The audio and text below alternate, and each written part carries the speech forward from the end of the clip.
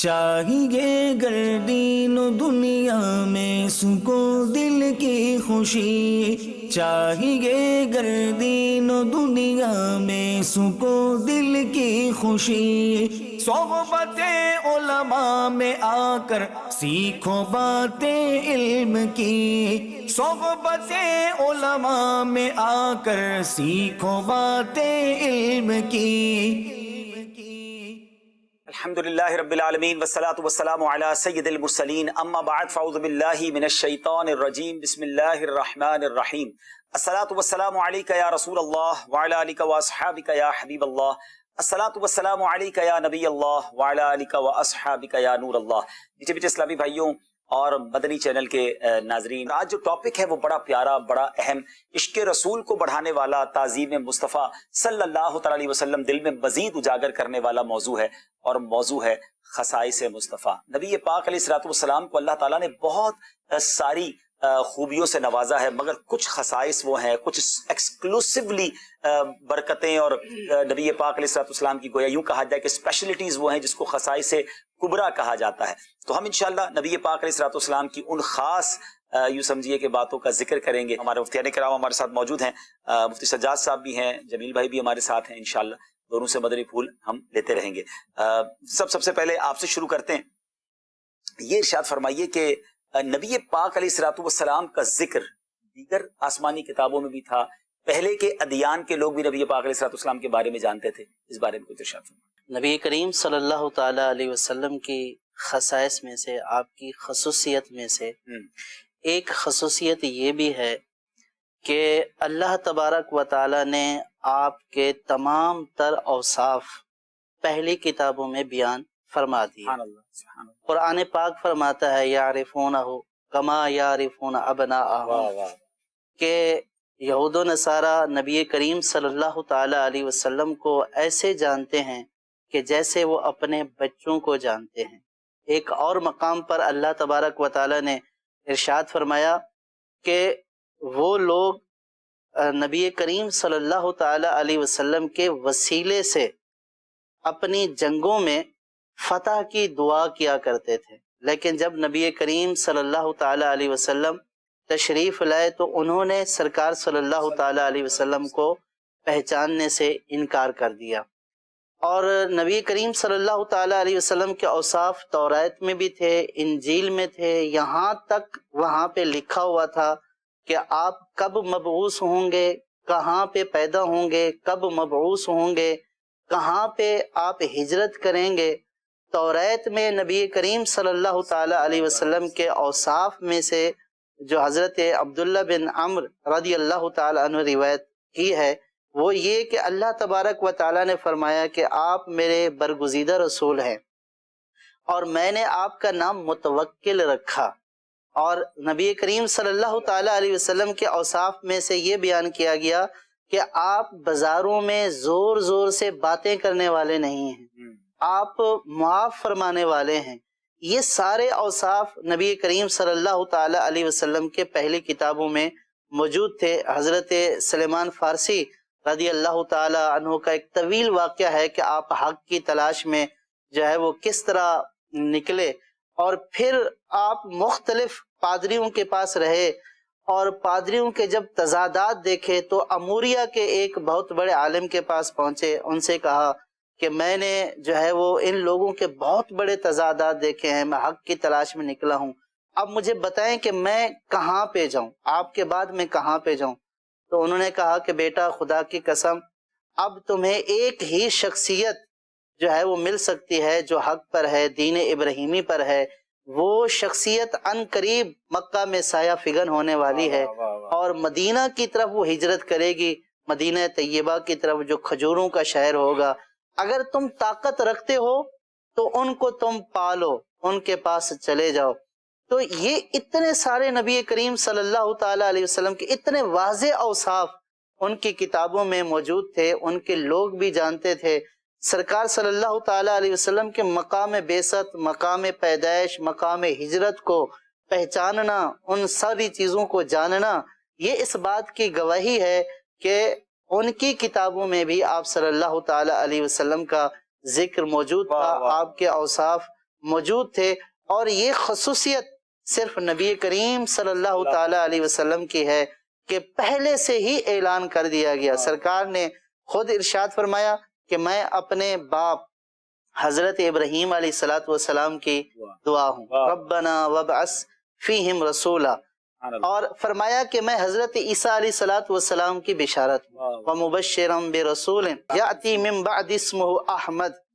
تو حضرت عیسیٰ علیہ الصلوۃ والسلام نے بشارت دی کہ میرے بعد ایک رسول آنے والے ہیں جن کا نام احمد ہے، اور فرمایا کہ میں اپنے ماں کا وہ خواب ہوں جو ولادت کے وقت انہوں نے دیکھا کہ میرے نور کی وجہ سے شام کے محلات روشن ہو گئے۔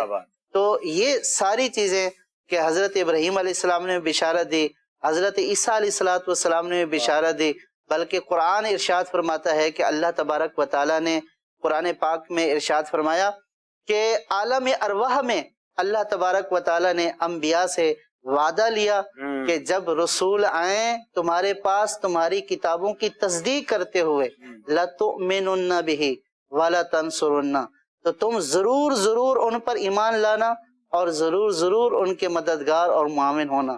ابھی سرکار صلی اللہ تعالیٰ علیہ وسلم تشریف نہیں لائے، لیکن انبیاء علیہ الصلوۃ والسلام کو پہلے بتایا جا رہا ہے کہ رسول آنے والے ہیں، تو اس کا مطلب یہ ہوا کہ تمام انبیاء علیہ الصلوۃ والسلام کو معلوم تھا۔ مفسرین نے اس آیت کی تفسیر میں فرمایا ہے، حضرت علی اور حضرت عبداللہ بن عباس سے منقول ہے کہ کوئی بھی ایسا رسول نہیں آیا کہ جس سے اللہ تبارک و تعالیٰ نے یہ وعدہ نہ لیا ہو کہ اگر حضور نبی کریم صلی اللہ تعالیٰ علیہ وسلم آپ کی حیات میں آ جائیں تو آپ نے ان پر ایمان بھی لانا ہے، ان کی مدد بھی کرنی ہے، اور ساتھ یہ بھی حکم دیا گیا کہ آپ اپنی امتوں کو بھی تعلیم فرمائیں۔ تو انبیاء علیہ الصلوۃ والسلام نے اپنی امتوں کو بھی بتا دیا کہ اس خصوصیت کے، اس وصف کے رسول تشریف لانے والے۔ واہ واہ، سبحان اللہ، کتنی پیاری گفتگو ہوئی۔ اور وہ جو نعت میں ہم شعر پڑھتے ہیں کہ رسول انہی کا تو مجدہ سنانے آئے ہیں، انہی کے آنے کی خوشیاں منانے آئے ہیں۔ نبی انبیاء کرام علیہ الصلوۃ والسلام اپنی قوم کو نبی پاک علیہ الصلوۃ والسلام کی آمد کی گویا خوشخبری دیا کرتے، اور سبحان اللہ میرے آقا وہ ہیں جن کا ذکر جو ہے تمام آسمانی کتابوں میں بھی موجود رہا۔ حضور یہ ارشاد فرمائے کہ نبی پاک کے جو خصائص کبریٰ جس کو کہا جاتا ہے بیسیکلی یہ کیا ہے، اور دوسری بات یہ بتائیے کہ پیارے آقا علیہ الصلوۃ والسلام کی کلام کی، آپ کے شہر کی، آپ کی گزرگاہ کی قسم قرآن میں اٹھائی گئی، اس بارے میں بھی کچھ ذکر ارشاد فرمائیں۔ خصائص کا جو لفظ ہے نا، یہ خاصہ سے بنا ہے، ٹھیک ہے، اور خاصہ کے حوالے سے عربی کا ایک مشہور مقولہ ہے، خاصۃ الشیء ما یوجد فیہ ولا یوجد فی غیرہ، کہ کسی چیز کا جو خاصہ اور خصوصی وصف ہوتا ہے، جس کو ہم اردو زبان میں یہ کہہ سکتے ہیں امتیازی شان، تو کسی چیز کے اندر نمایاں اور امتیازی وصف وہ ہوتا ہے جو اس میں پایا جائے اور اس کے علاوہ میں نہ پایا جائے۔ تو نبی کریم صلی اللہ تعالیٰ علیہ وآلہ وسلم کو اللہ تبارک و تعالیٰ نے بے شمار خصوصیات سے نوازا ہے۔ سب سے پہلی جو تخلیق اللہ تبارک و تعالیٰ نے فرمائی ہے تو وہ نبی کریم صلی اللہ تعالیٰ علیہ وآلہ وسلم کی تخلیق ہے۔ اول ما خلق اللہ نوری، حدیث مبارکہ میں نبی کریم صلی اللہ تعالیٰ علیہ وسلم ارشاد فرمائے کہ اللہ تعالیٰ نے سب سے پہلے میرے نور کو پیدا فرمایا۔ تو نبی کریم صلی اللہ تعالیٰ علیہ وآلہ وسلم کے جو اوصاف حسنہ ہیں، کمالات خاصہ ہیں، اور حضور کی جو خصوصی امتیازی شانیں ہیں وہ اتنی زیادہ ہیں کہ ایک ہمارے بزرگ شاعر حافظ شیرازی کی طرف بھی یہ شعر منسوب ہے، اور شیخ عبدالحق محدث دہلوی رحمۃ اللہ تعالی علیہ کی طرف بھی یہ شعر منسوب کیا گیا ہے، یا صاحب الجمال ویا سید البشر من وجهك المنیر لقد نور القمر لا يمكن الثناء كما كان حقه بعد از خدا بزرگ کوئی قصہ مختصر۔ تو نبی کریم صلی اللہ تعالی، سنا تو شاید ناظرین نے بہت بار ہوگا، آج اس کا مطلب بھی سمجھ لیتے ہیں۔ اس کا مطلب ہے یا صاحب الجمال، اے خوبصورتی والے، اے خوبصورت، ویا سید البشر، اور اے انسانوں کے سردار، من وجهك المنیر لقد نور القمر، آپ کے نورانی چہرے کی ہی وجہ سے یہ چاند روشن ہے۔ لا يمكن الثناء كما كان حقه، جس طرح حضور کی تعریف توصیف اور حضور کی نعت بیان کرنے کا حق ہے، اس طرح ہم لوگوں سے اس کی تعریف ممکن نہیں ہے۔ بس اتنا ہی کہہ کر ہم قصہ مختصر کر دیتے ہیں کہ بعد خدا بزرگ تو ہی، کہ اللہ تعالیٰ کے بعد جس ہستی کا مقام و مرتبہ ہے تو آقا وہ آپ ہی ہیں۔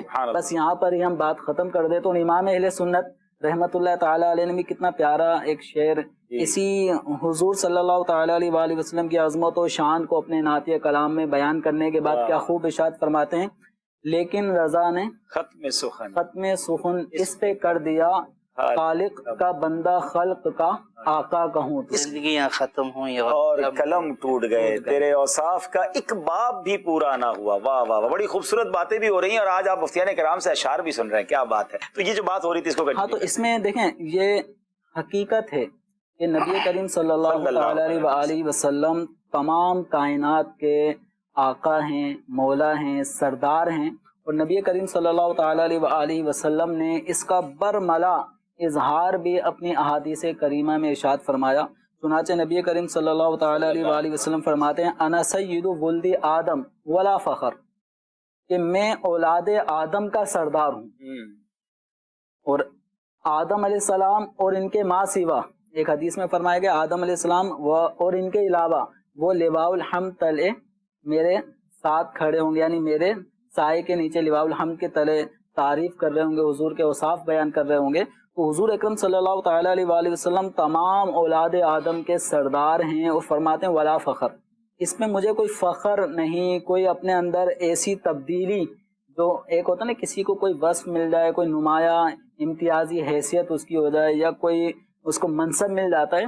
تو عبدالحبیب بھائی ہم دیکھتے ہیں کہ اگر وہ پہلے ہم عام لوگوں میں مثال کے طور پہ کوئی بیٹھتا تھا، اٹھتا تھا، ٹوری الگ ہو جاتی ہے، اسٹائل بالکل انداز بدل گیا، گفتگو چینج ہو گئی، اس کا لہجہ بدل گیا۔ امیر اہل سنت نے ایک بڑی عجیب بات اور بڑی دلچسپ بات فرمائی کہ کچھ لوگ وہ ہوتے ہیں جو پہلے میں کر کے بات کرتے تھے، تھوڑے عرصے بعد وہ ہم کر کے بات کرتے ہیں، ہم کہہ رہے ہیں، ہم انداز ہی بدل جاتا ہے، یعنی میں سے ایک دم ہم کی طرف جانا۔ یہ ویسے بھی اگر اردو لغت ہو یا عربی لغت کے اندر لفظ ہم کا جو استعمال اکیلے آدمی اپنے لیے کرتا ہے نا، اس میں ایک بڑائی کا پہلو ہوتا ہے۔ اچھا، کچھ قوموں میں تو ایک وہ ہے، ان کا شاید عرف ہے، ان کے لیے ہم نہیں کہیں گے، کوئی بڑائی کی نیت سے کہے تو غلط نہیں ہوگا۔ ایک جگہ کچھ علاقوں میں ہوتا ہے کہ وہ ہم کہہ رہے ہوتے ہیں، تو اب کوئی ہم کہے تو ہم یہ نہ کہیں وہ تکبر کر رہا ہے۔ مثال دے رہے ہیں مفتی صاحب کہ بندے کا سٹائل چینج نہیں ہونا چاہیے۔ اگر اللہ تعالیٰ کوئی ترقی دے، کوئی عروج دے دے، کوئی دولت، شہرت، علم، کچھ بھی مل جائے تو انسان کو عاجزی کا پیکر رہنا چاہیے، اور نبی پاک خود فرماتے ہیں صلی اللہ تعالیٰ علیہ وآلہ وسلم، یعنی اپنے اوصاف کو بیان بھی فرما رہے ہیں، اپنی عظمت و شان کو بیان بھی فرما رہے ہیں۔ قیامت کے دن جو اوصاف حضور اکرم صلی اللہ علیہ وسلم کی عظمت و شان ہوگی وہ احادیث میں بالکل کھول کر بیان کر دی گئی ہے، لیکن حضور پہ بھی فرماتے ہیں ولا فخر، میں اس پہ فخر نہیں کرتا، کوئی تکبر، کوئی اس طرح کی چیزیں نہیں کہ اپنے آپ کو میں بڑا سمجھنے لگوں۔ تو حضور کی کمال انتہائی عاجزی کے بھی اگر ہم اوصاف دیکھیں، حالات دیکھیں، تو نبی کریم صلی اللہ تعالیٰ علیہ وسلم کی جہاں اتنی عظمت و شان ہے، وہاں حضور کی عاجزی انتہا درجے کی۔ تو حضور کی بارگاہ میں ناز زیبا جملہ بھی کہتا، آپ صلی اللہ تعالیٰ علیہ وسلم ہنس کر برداشت کر لی۔ جی صاحب کیا فرمائیں گے قرآن پاک کے حوالے سے؟ جی میں وہ عرض کرتا ہوں جو جمیل بھائی بیان فرما رہے تھے۔ جی حضرت ابو الحسن خرقانی رحمۃ اللہ تعالیٰ علیہ فرماتے ہیں کہ 3 چیزیں ایسی ہیں کہ میں ان کی حد کو نہیں پا سکا، ان کی انتہا کو نہیں پا سکا۔ فرماتے ہیں کہ ان میں سے ایک چیز حضور صلی اللہ تعالی علیہ وسلم کے درجات ہیں کہ جن کی کوئی حد ہی نہیں۔ کیا بات ہے، کیا بات ہے۔ آپ دیکھیں کہ سرکار صلی اللہ تعالی علیہ وسلم کے اتنے بلند درجات ہیں کہ جن کی کوئی حد ہی نہیں ہے۔ امام بصیری رحمت اللہ تعالی علیہ فرماتے ہیں کہ جو نصارہ نے اپنے نبیوں کے بارے میں دعویٰ کیا، اس دعوے کو چھوڑ کر تو جو بھی مدح کرنا چاہتا ہے نبی کریم صلی اللہ تعالی علیہ وسلم کی وہ مدح کر، کیونکہ نبی کریم صلی اللہ تعالی علیہ وسلم کی فضیلت ایسی ہے کہ عرب و عجم کے لوگ بھی وہ فضیلت اپنی زبان کے ذریعے بیان نہیں کر سکے۔ تو سرکار صلی اللہ تعالی علیہ وسلم اللہ تبارک و تعالیٰ کی وہ محبوب اور جو ہے وہ مقدس ذات ہیں نبی کریم صلی اللہ تعالی علیہ وسلم، کہ اللہ تبارک و تعالیٰ نے آپ کے شہر کی قسم ارشاد فرمائی، لا اقسم بہذا البلد وانت حل بہذا البلد، اے محبوب میں آپ کے شہر کی قسم کھاتا ہوں اس لیے کہ آپ اس میں تشریف فرما ہیں، اور نبی کریم صلی اللہ تعالی علیہ وسلم کی زندگی کی لعمروں کا، آپ کی زندگی کی قسم، نبی کریم صلی اللہ تعالی علیہ وسلم کے شہر کی قسم، آپ کی حیات کی قسم، اور پھر محبوبیت کا عالم دیکھیے، نبی کریم صلی اللہ تعالی علیہ وسلم کے ہر عضو کو قرآن پاک میں بیان فرمایا گیا، آپ کے سینے کا ذکر، الم نشرح لک صدرک، نبی کریم صلی اللہ تعالی علیہ وسلم کے چہرہ مبارک کا ذکر، اے محبوب ہم نے آپ کے چہرے کو پھرتا ہوا دیکھ لیا، سرکار صلی اللہ تعالی علیہ وسلم کی زبان کا ذکر، وما ينطق عن الهوى ان هو الا وحی یوحی، آپ صلی اللہ تعالی علیہ وسلم کی پیٹھ مبارک کا ذکر۔ آپ اندازہ کریں کہ اللہ تبارک و تعالی نے آپ کی کیا شان بیان فرمائی ہے کہ کہیں آپ کے چہرے کی قسم، کہیں آپ کی عمر کی قسم، کہیں آپ کے شہر کی قسم، کہیں آپ کے ہاتھوں کا ذکر، کہیں آپ کی آنکھوں کا ذکر، کہیں آپ کی زلفوں کا ذکر، کہیں آپ کے چادر اوڑھنے کا ذکر۔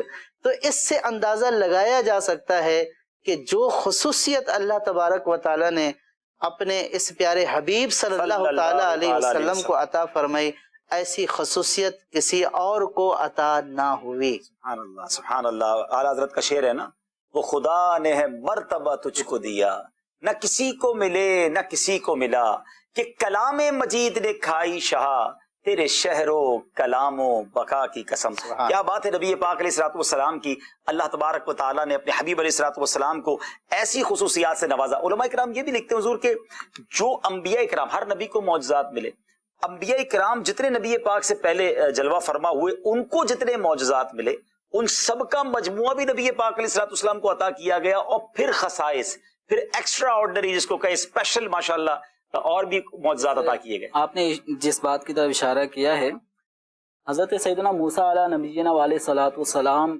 کو ہم دیکھتے ہیں اللہ تبارک و تعالی نے آپ کو ایک عصا عطا فرمایا تھا، اور اس عصا کو جب آپ پتھر پر مارتے تھے، فانفجرت منہ اثنتا عشرۃ عینا، تو 12 چشمے اس سے نکل جاتے تھے، اور بنی اسرائیل کے 12 قبیلے تھے، تو وہ اس 12 قبیلوں میں وہ 12 چشمے، ایک ایک قبیلے کو ایک ایک چشمہ مل جاتا تھا۔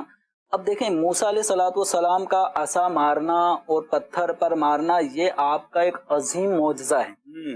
ہم پتھر کے اوپر کسی بھی پتھر کو منتخب کریں اور اس پہ لاٹھیاں پتھر چلا دیں، کچھ بھی نہیں ہونا، پتھر چکنا چوری ہوگا۔ ٹھیک ہے، تو اچھا پتھر سے، جو کہ پتھر ایک نارمل پتھر ادھر سے اٹھا کے ادھر رکھا جا سکتا ہے، ادھر سے اٹھا کے ادھر رکھا جا سکتا ہے، اس کے نیچے کوئی ٹیوب ویل وغیرہ کوئی ایسی چیز نہیں ہے، لیکن موسیٰ علیہ الصلوۃ والسلام عصا مارتے ہیں تو اس سے پانی کے چشمے جاری ہو جاتے ہیں۔ یہ آپ کا ایک معجزہ ہے، عظیم معجزہ ہے، لیکن انگلیوں سے پانی کے چشمے جاری کر دینا، تو انگلیوں سے پانی نکلتا نہیں ہے۔ ٹھیک ہے، ابھی بھی پتھروں سے تو چشمے بعض اوقات پہاڑوں سے نکلتے ہیں، آبشار بہتے ہیں، تو آپ پہاڑوں سے نکلتا ہے، لیکن موسیٰ علیہ السلام کا معجزہ کیا ہے کہ ایک پتھر، خاص پتھر سے پانی نکلتا تھا۔ وہ عام ہر چشمے وغیرہ نارمل جو وہاں پانی ویسے تھا نہیں۔ میں اس جگہ پر گیا ہوں اور ہم نے مدنی چینل پر دکھایا ہے، مقام تی کہتے ہیں نا، تی جو میدان تھا جس میں بنی اسرائیل کے لوگ گھومتے رہے اور انہیں پانی کی ضرورت محسوس ہوئی، تو حضرت موسیٰ علیہ السلام نے جس جگہ پر اپنا عصا مارا تھا وہاں آج بھی 12 چشمے ہیں، اور یہ کمال یہ تھا، کتابوں میں بھی لکھا ہے نا تفسیر میں، کہ ہر قبیلے نے اپنا جو چشمہ تھا وہ پہچان بھی لیا، تو وہ آج بھی پانی وہاں نکل رہا ہے۔ تو وہ واقعی ہم نے جگہ دیکھی کہ آس پاس سوکھا ہے سب کچھ، اور وہاں سے پانی نکل رہا ہے، ہزاروں سال گزر گئے۔ جب نبی کریم صلی اللہ تعالی علیہ وسلم کی طرف ہم اس معجزے کو سامنے رکھتے ہوئے جب دیکھتے ہیں، تو نبی کریم صلی اللہ تعالی علیہ وسلم صلح حدیبیہ کے موقع پر صحابہ کرام علیہم رضوان کی ایک کثیر تعداد اس وقت موجود ہے، پانی ختم ہو جاتا ہے، وضو کی ضرورت پڑ رہی ہے، پینے کا پانی بھی ختم ہو چکا ہے، تو نبی کریم صلی اللہ تعالی علیہ وسلم کے پاس ایک برتن میں پانی لایا جاتا ہے، بس سمجھو وہی برتن جو اس میں تھوڑا بہت پانی تھا، تو آپ صلی اللہ علیہ وسلم نے اپنے مبارک ہاتھ کو اس برتن میں جب ڈالا ہے تو انگلیوں سے، صحابہ کرام علیہ رضوان فرماتے ہیں کہ پانی جو ہے ابل رہا تھا انگلیوں سے، اور ہم نے اس برتن سے جو ہاتھ مبارکہ سے انگلیوں سے پانی نکل رہا تھا اس سے چھلکنے والے پانی کو ہم نے پیا، ہم نے وضو کیا، اور جو ہمارے جانور تھے ان کو، اور سفر کے لیے مزید ہم نے پانی کو اسٹاک کیا۔ تو اب صحابہ کرام علیہ رضوان جو اس وقت موجود نہیں تھے، انہوں نے پوچھا کہ اے جابر، آپ اس وقت جو تھے تو اس وقت تعداد کتنی تھی؟ کم کنتم، آپ لوگ کتنے تھے؟ تو وہ فرماتے ہیں کہ اگر ہم 1,00,000 بھی ہوتے اللہ کفانا تو وہ پانی ہمیں بھی سیراب کر دیتا، لیکن اس وقت ہماری تعداد 1500 تھی۔ اگر 1500 صحابہ کرام کے لیے پانی کا انتظام ہو جانا اور وہ انگلیوں سے جاری ہونا، سبحان اللہ، یہ کیسا معجزہ ہے۔ امام اہل سنت کا شعر یاد آ رہا قلم کیسے خاموش رہے گا اعلیٰ حضرت کا، نبی پاک ایسا معجزہ دکھائیں۔ کیا خوبصورت شعر سیدی اعلیٰ حضرت لکھتے ہیں نا کہ انگلیاں ہیں فیض پر ٹوٹے ہیں پیاسے جھوب کر، ندیاں پنجاب رحمت کی ہیں جاری۔ واہ واہ کیا بات ہے۔ نبی پاک کا ذکر خیر، اور خاص طور پہ آج خصائص مصطفیٰ صلی اللہ تعالی وسلم پر گفتگو ہو رہی ہے۔ نبی پاک کی تو واقعی جو مفتی صاحب نے بات کی نا کہ بات پوری ہو ہی نہیں سکتی، ہم یوں سمجھیے کہ اپنے حصے کی خیرات لینے جمع ہوئے ہیں، ورنہ ایک سلسلہ بلکہ ساری زندگی سلسلے کرتے رہیں۔ سیدی اعلیٰ حضرت نے جو آپ نے مقطع پڑھا تھا نا، میں اس کلام پر کبھی کبھی غور کرتا ہوں۔ اعلیٰ حضرت نے یہ کلام لکھا کیا ہے؟ اگر آپ سوچیں، سرور کہوں کہ مالک و مولا کہوں تجھے، باغ خلیل کا گل زیبا کہوں تجھے، تو ایسا لگتا ہے اس کلام میں اعلیٰ حضرت یہی سوچتے رہے کہوں کیا، وہ تلاشی کرتے رہے اس کلام میں فضائل یا خصائص کا ذکر نہیں کر سکے۔ یہی سوچ بچار میں کلام لکھ دیا کہ سرور کہوں کہ مالک و مولا کہوں تجھے، باغ خلیل کا گل زیبا کہوں تجھے، اللہ نے تیرے جسم منور کی تابشیں۔ اور جو آپ نے بات کی نا کہ اینڈ ہی نہیں ہوتے، اوصاف ختم ہی نہیں ہوتے، تو تیرے تو وصف عیب تناہی سے ہیں بری، حیران ہوں میرے شاہ میں کیا کیا کہوں تجھے۔ یہ کہتے کہتے جو ہے نا پھر آخر میں کہتے ہیں کہ خالق کا بندہ، خلق کا آقا، یعنی پورے کلام کا تتمہ جو ہے، اینڈ آخر میں ان کو نتیجہ یہ ملا کہ میرے پاس اب جملہ یہی بچتا ہے کہ لیکن رضا نے ختم سخن اس پہ کر دیا، خالق کا بندہ خلق کا آقا کہوں تجھے۔ مفتی صاحب سے ایک سوال کر لیتے ہیں ناظرین کو، یہ شعر کئی بار ہم نے سنا ہے، عیب تناہی سے ہیں بری، یہ تناہی کیا ہے؟ تناہی یعنی حد، یعنی کوئی ایک چیز ہوتی ہے گننے والی، ٹھیک ہے، متناہی، ٹھیک ہے، اور ایک لا متناہی، یعنی جس کی حد ہو اور جس کی حد نہ ہو۔ لا متناہی مانے حد نہیں ہوتی، حد نہیں ٹھیک ہے، متناہی جس کی حد ہو، جو شمار میں آ سکے، کو کاؤنٹ کیا جا سکے۔ تو سیدی اعلیٰ حضرت فرما رہے ہیں کہ یا رسول اللہ صلی اللہ تعالی علیہ وسلم، آپ کے وصف اتنے ہیں کہ ان میں گننے والا جو عیب ہے نا، شمار اس کو ہونے پہلے والا، عیب کہا انہوں نے کہ یعنی جو چیز کاؤنٹ ہو جاتی ہے وہ والا عیب بھی نہیں ہے، وہ والا عیب بھی کیا بات ہے، کیا بات ہے، محدود ہو جاتا ہے، محدود نہیں ہے، لا تو محدود۔ نبی کریم صلی اللہ تعالی علیہ وسلم کے جو اوصاف و کمالات، فضائل، خصائص ہیں وہ لامحدود ہیں۔ واہ واہ، حتیٰ کہ دیکھیں عبدالحبیب بھائی، ہم نارملی ایک شخص دوسرے کے ساتھ رہتا ہے، بہت ساری چیزوں کے حوالے سے وہ آگاہ ہوتا ہے کہ اس میں یہ خوبیاں ہیں، یہ خوبیاں اتنی ہیں اور بس اتنی ہیں، اتنی لیمٹ ہے۔ یعنی اگر میں اس کو دیگر اپنے لوگوں سے کمپیئر کروں، مجھے اس ہستی کے اندر یہ 5، 10، 15 خوبیاں نظر آتی ہیں، خوبیاں ہیں، بہت بڑی بات ہے، بڑی بات، اسی میں 15 خوبیاں بھی ہو جائیں دوسرے لوگوں سے ہٹ کر تو بڑی بات ہے۔ لیکن نبی کریم صلی اللہ تعالی علیہ وسلم کے یار غار، یار مزار صدیق اکبر رضی اللہ تعالی عنہ کو ایک بار نبی کریم صلی اللہ تعالی علیہ وآلہ وسلم نے ارشاد فرمایا، مطالع المسرات میں یہ مبارک جملے موجود ہیں، یا ابا بکر والذی بعثنی بالحق لم یعلمنی حقیقتا غیر ربی، کہ اے ابو بکر، جس ذات نے مجھے حق کے ساتھ بھیجا ہے، مبعوث فرمایا ہے، اس کی قسم، میری حقیقت کو یا حقیقی طور پہ جیسا میں ہوں میرے رب کے سوا کسی نے نہیں جانا۔ کیا بات ہے، کیا بات ہے، خدا کی عظمتیں کیا ہیں، ہاں، محمد مصطفیٰ جانے، واہ واہ واہ، اور پھر حضور کے جو کمالات کیا ہیں، ان محمد کا خدا جانے۔ اگلا اس کا یہ ہے کہ بیارے مقام مصطفیٰ کیا ہے، محمد کا خدا جانے۔ تو اس حدیث مبارکہ کی تشریح ہے وہ شعر جو ہے نا۔ واہ واہ، یقیناً بہت سارے اشعار سیدی اعلیٰ حضرت کے بزرگان دین کے ہم جب پڑھتے ہیں تو اب جب یہ احادیث سنتے ہیں، قرآنی آیات سنتے ہیں، تو پتہ چلتا ہے کہ کیا خوبصورت انہوں نے اشارے کیے ہیں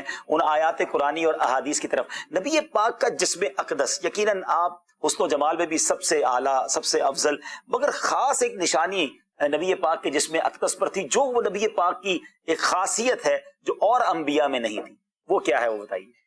نبی کریم صلی اللہ تعالی علیہ وسلم کے جسم اقدس پر ایک خاص نشانی وہ مہر نبوت تھی۔ واہ واہ واہ، نبی کریم صلی اللہ تعالی علیہ وسلم کو عطا فرمائی گئی، اور یہ آپ کا خاص وصف ہے۔ واہ واہ، حضرت صاحب بن یزید فرماتے ہیں کہ میں چھوٹا تھا تو میری خالہ مجھے نبی کریم صلی اللہ تعالیٰ علیہ وسلم کے پاس لے گئیں۔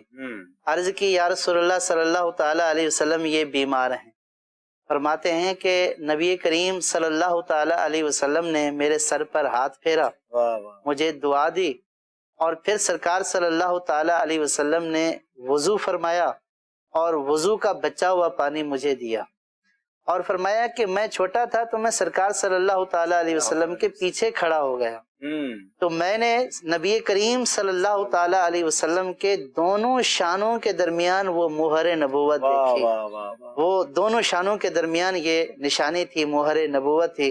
حضرت سلیمان فارسی رضی اللہ تعالیٰ عنہ سے بھی روایت ہے، فرماتے ہیں کہ مجھے جو بتایا گیا تھا وہ یہ بتایا گیا تھا کہ یہ نبی کریم صلی اللہ تعالیٰ علیہ وسلم ہدیہ قبول کرتے ہیں، صدقہ قبول نہیں فرماتے ہیں، اور آپ کے دونوں شانوں کے درمیان مہر نبوت ہے۔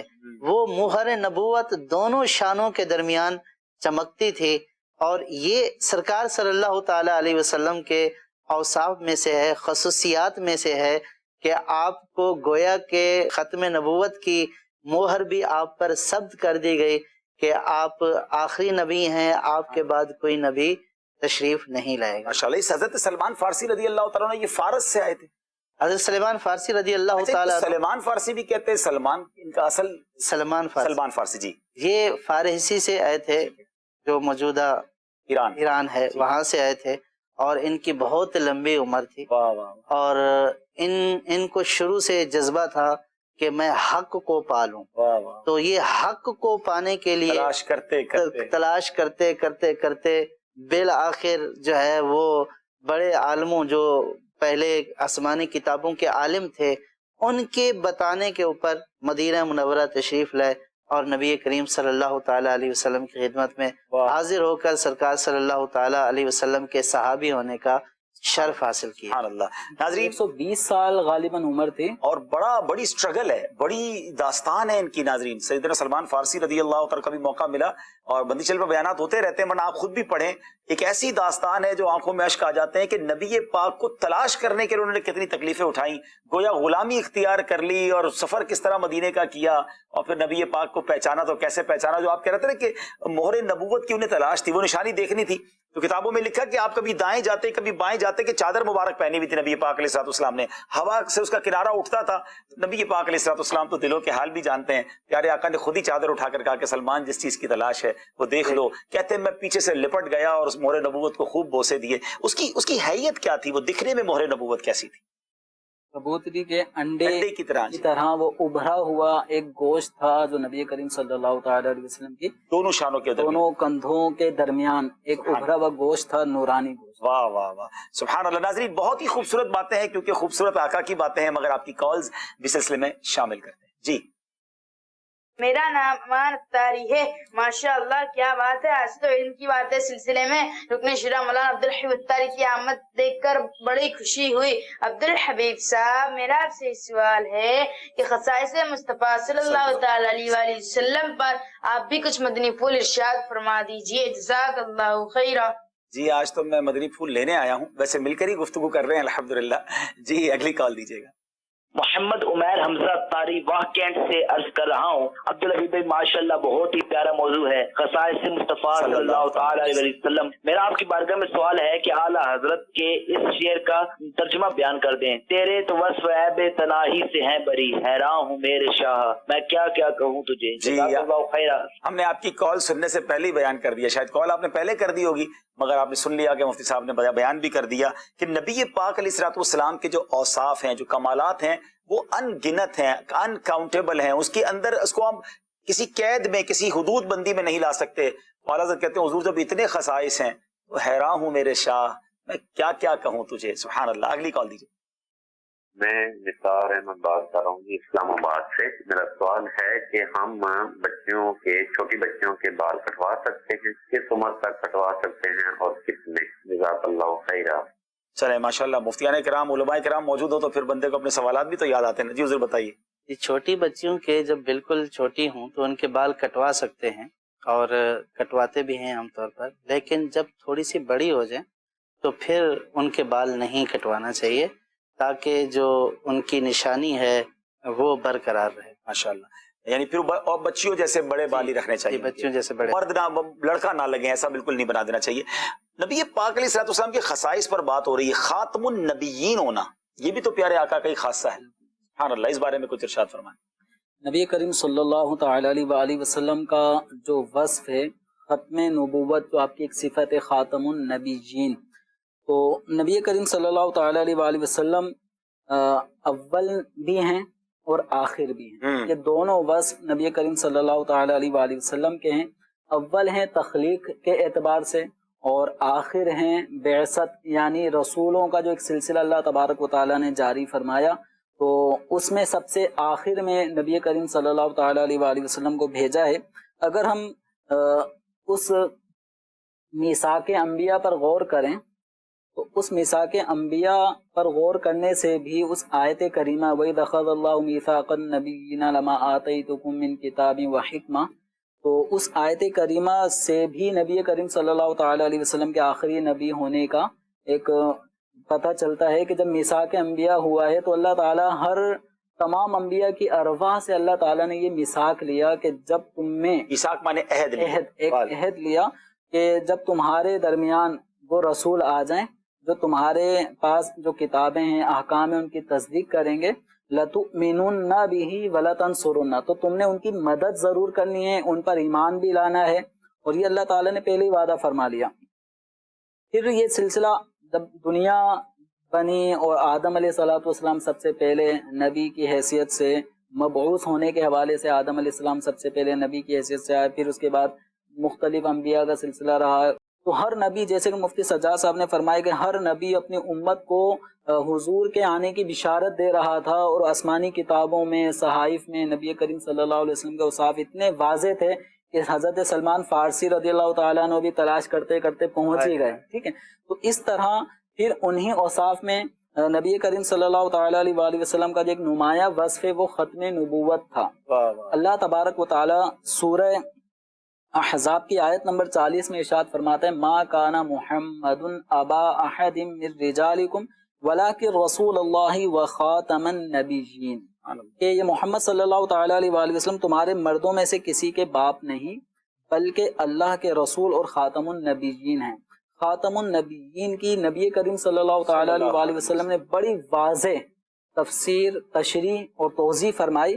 انا خاتم النبیین ولا نبی بعدی, کہ میں نبیوں میں سب سے آخر میں ہوں اور میرے بعد کوئی نبی نہیں ہوگا. تو یہ نبی کریم صلی اللہ تعالیٰ علیہ وسلم کا ایک امتیازی وصف ہے, اور اس وصف کو آپ صلی اللہ تعالیٰ علیہ وآلہ وسلم نے ایک تو اس قرآن پاک کی آیت سے ہی مسلمانوں کا عقیدہ ہے کہ اب حضور کے بعد کوئی بھی نبی نہیں آ سکتا, کوئی نیا نبی نہیں آ سکتا, لیکن پھر ایک مثال سے بھی نبی کریم صلی اللہ تعالیٰ علیہ وآلہ وسلم اپنے خاتم النبیین ہونے کو ارشاد فرماتے ہیں. چنانچہ فرمایا, ایک مثال دی, وہ عربی کی حدیث مبارکہ کے الفاظ ہیں, میں اس کو اپنے الفاظوں میں بیان کرتا ہوں, کہ فرمایا کہ میری اور مجھ سے پہلے جو انبیاء کرام تشریف لائے ہیں ان کی مثال ایسے جیسے کسی آدمی نے ایک بہت خوبصورت عمارت بنائی اور اس عمارت کے اندر ایک اینٹ کی جگہ اس نے چھوڑ دی.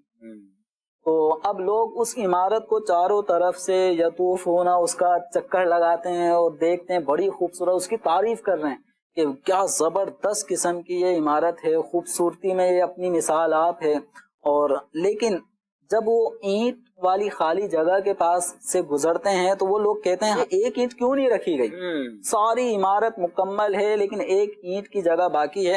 تو نبی کریم صلی اللہ تعالیٰ علیہ وآلہ وسلم نے فرمایا فَأَنَا اللَّبِينَ, وہ جو ایک اینٹ کی جگہ باقی رہ گئی تھی تو وہ اس قصر نبوت کی آخری اینٹ میں ہوں. وَأَنَا خَاتَمُ النَّبِيِّينَ, تو میں نبیوں میں سب سے آخر ہوں. اور ایک اور حدیث مبارکہ میں الفاظ ہیں فَأَنَا مَوْضِعُ الْلَبِينَ, وہ جو ایک اینٹ کی جگہ باقی رہ گئی تھی وہ میں ہوں. جئتُ, تو میں آ گیا.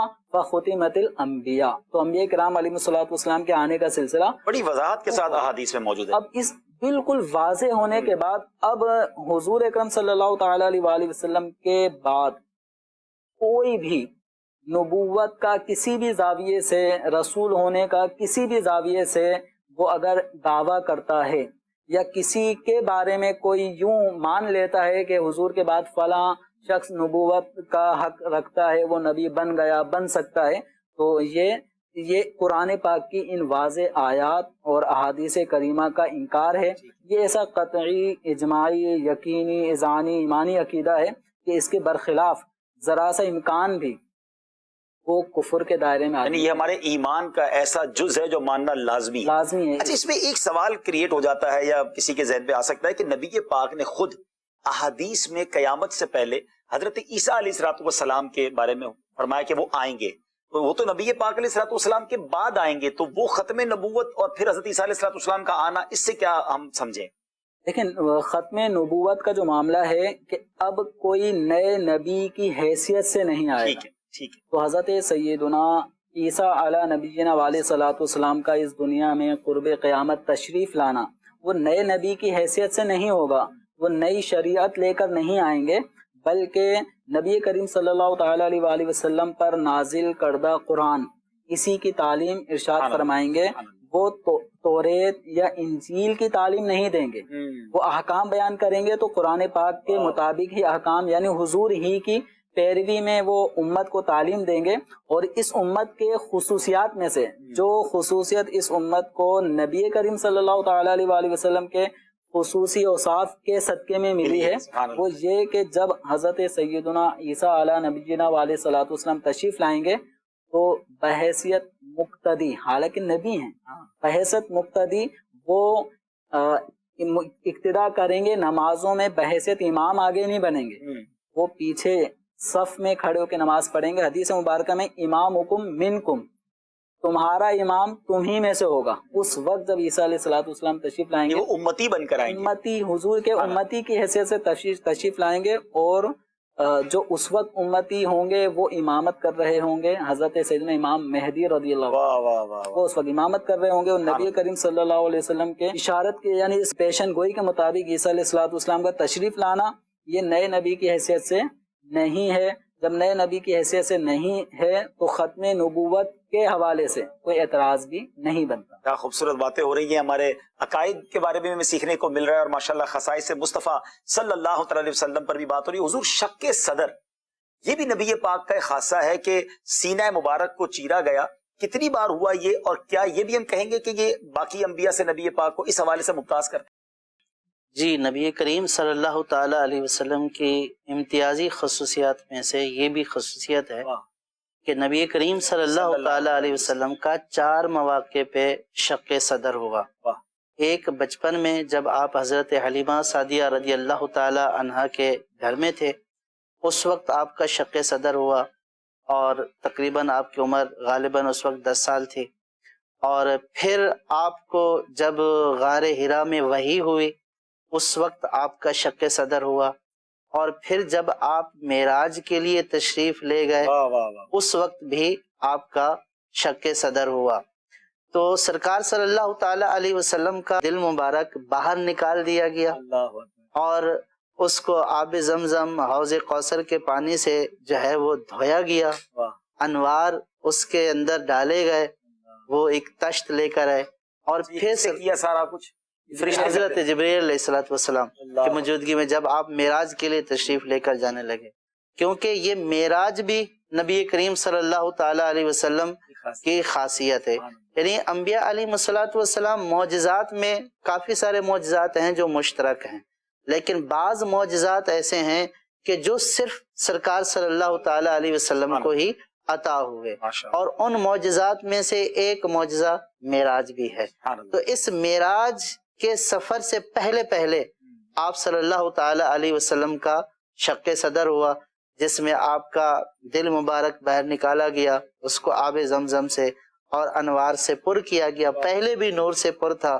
جس پاک ہستی کی جو ہے وہ ملاقات کے لیے تشریف لے کر جا رہے تھے، تو یہ گویا کہ آپ کا شرف بھی ظاہر کیا جا رہا تھا کہ آپ اتنے شرف والے ہیں، اور پھر یہ بھی بتایا جا رہا تھا کہ کہاں جا رہے ہیں، اس لیے آپ کو دولہا بنایا گیا۔ تو یہ بھی سرکار صلی اللہ تعالی علیہ وسلم کی خصوصیات میں سے۔ اوپن ہارٹ سرجری آج سائنس جو ہے وہ پہنچی ہے، بڑے جس کو کہیے کہ کوششوں کے بعد، مگر یہ صدیوں پہلے نبی پاک علیہ الصلوۃ والسلام کے ساتھ فرشتوں نے کیا، سینہ اقدس کو چیرا گیا، قلب اقدس کو باہر نکالا گیا۔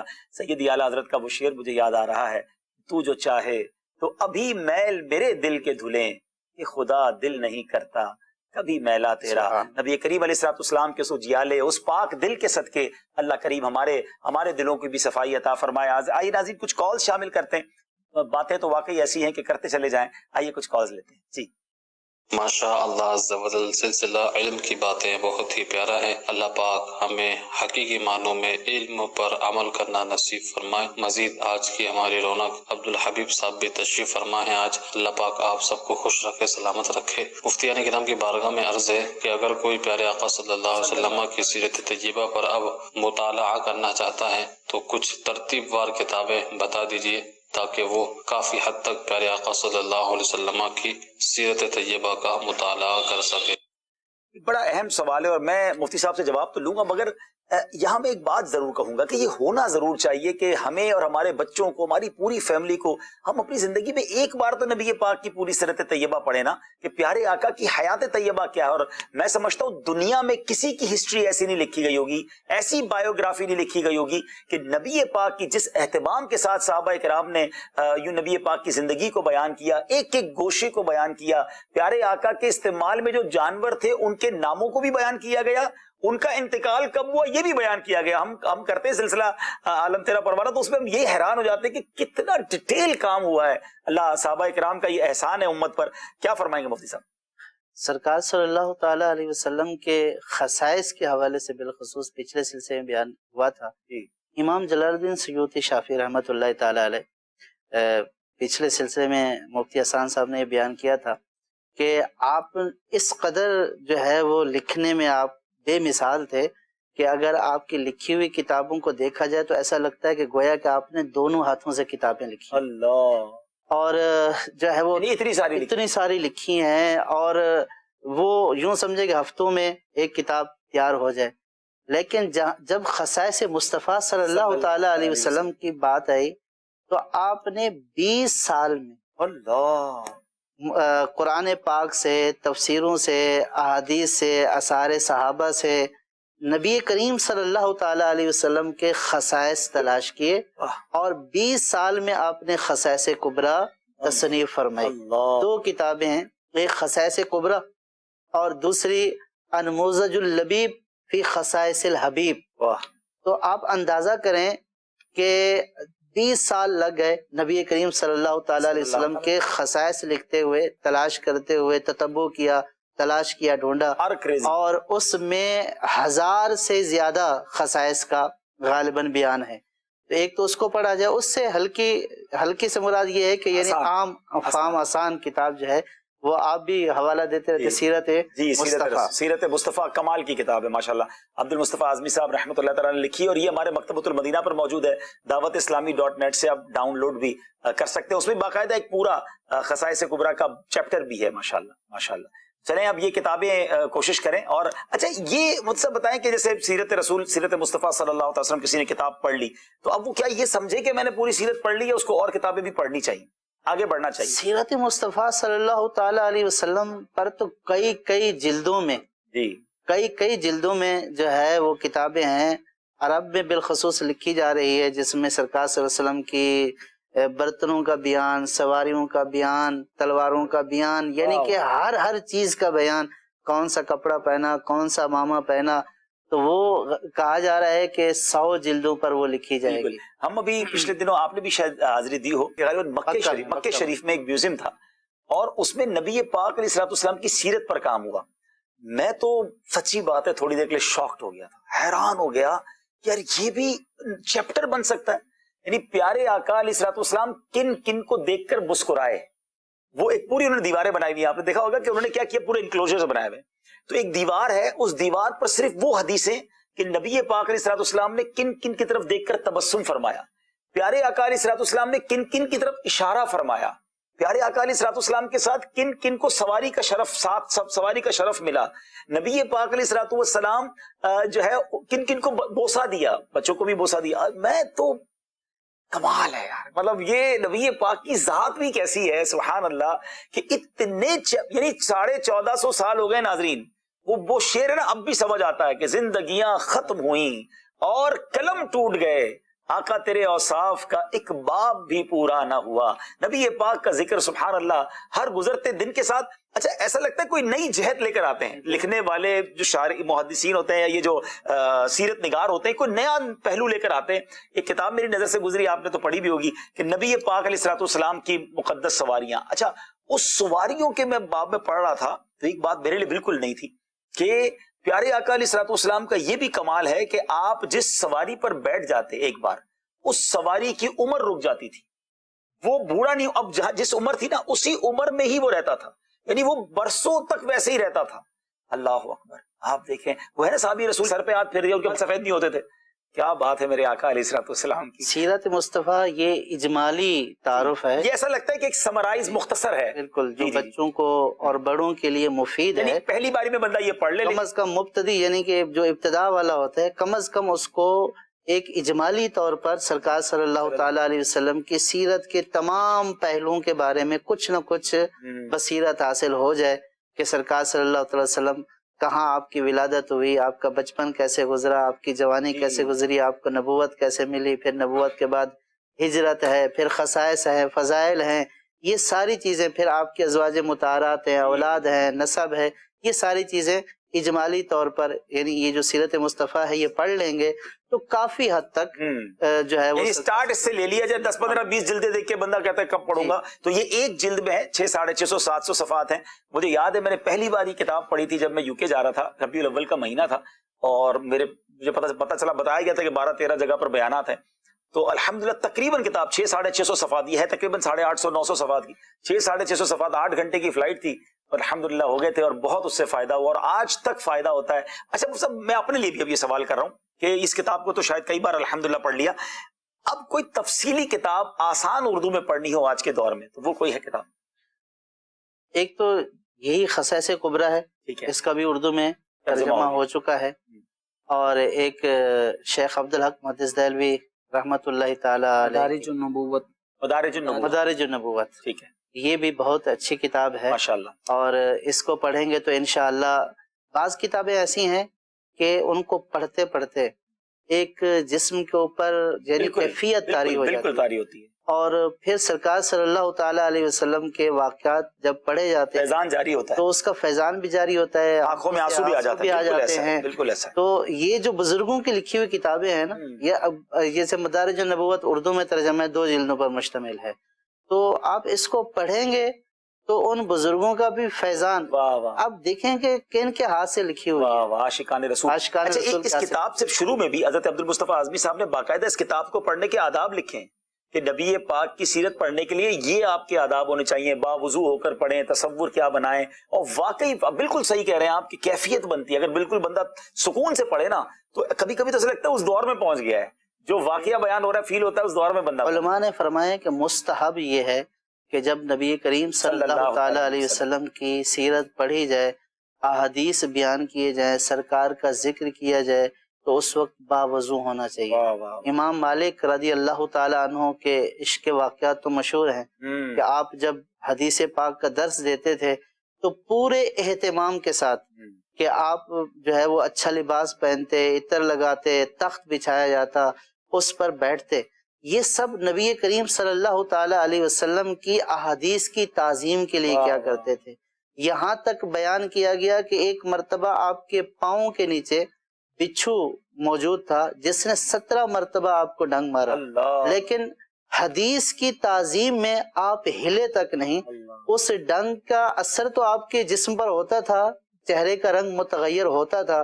جب آپ نے درس ختم کیا تو دیکھا لوگوں نے کہ نیچے بچھو پڑا ہے, 17 مرتبہ ڈنگا اس نے, لیکن اس کے باوجود بھی آپ بالکل اطمینان سے بیٹھے رہے.